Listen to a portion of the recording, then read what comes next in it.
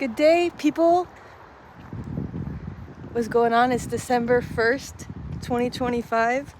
We out here, you know, getting it in.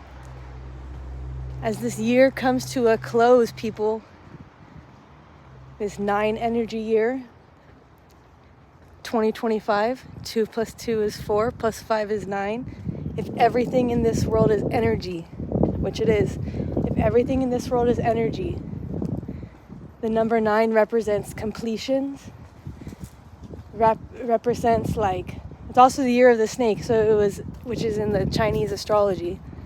So it was a lot about completions. It was a lot about like shedding. What does a snake do? A snake sheds its skin, you know?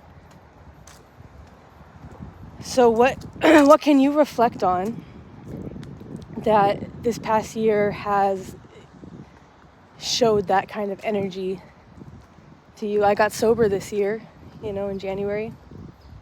And last year, 2024, was a dragon year. It was also a very karmic year because 8 is a number of karma.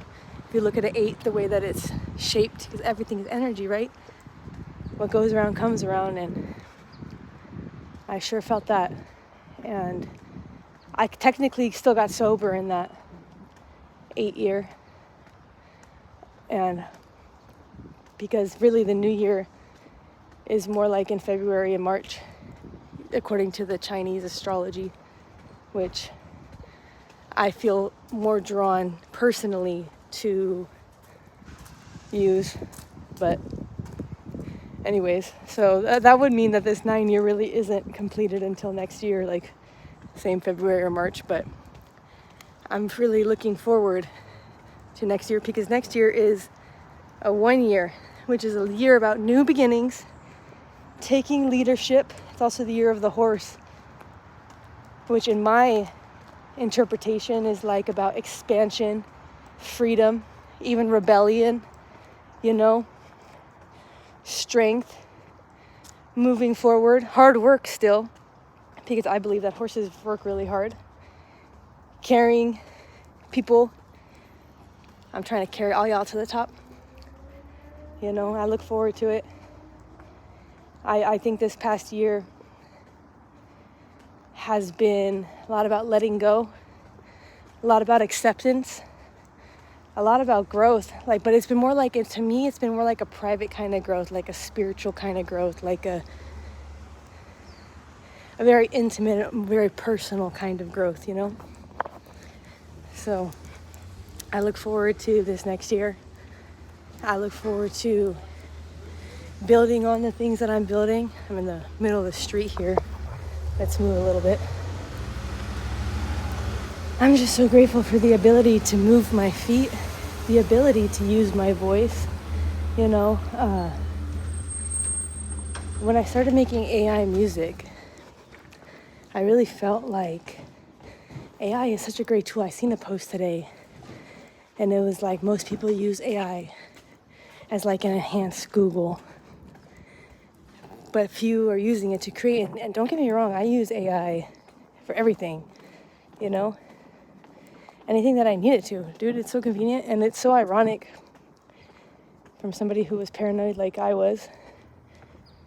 I don't know. I use AI music to really give me my voice back, which is very ironic. And I was somebody who thought, I was just talking about this yesterday. I thought to my core that the year was going to end in 2030. I mean, to my innermost being, that's a big reason why I just kept using drugs the way that I did, because I felt like there was no point. After I was unable to continue going to the University of Oregon because I didn't take in 2020. And then everything that I fell into after that. And I want to make it clear that there's no excuses except for my own self for what happened to me. But the environment and the things that I was reading and the information that I was absorbing really played a toll on my mindset. And because I thought the world was going to end, I didn't think that there was really a point to anything. And what a refreshing What a refreshing feeling to know that the world is not ending, you know? I'm just so grateful. If you're struggling with your mindset, I encourage you to change it. I don't know. I encourage you to look at the beautiful things in life. I encourage you to change the way that you see things, the patterns that you're seeing, the things that you're seeing. If you just change it from negative to positive, everything can change. If you start looking for the good in things as opposed to negative, if you start thinking that everything suddenly works out for you, guess what, folks? It will. Love your life. Love those who love you. Step Addie's 69 Lives. Like, comment, subscribe. I love you. God loves you.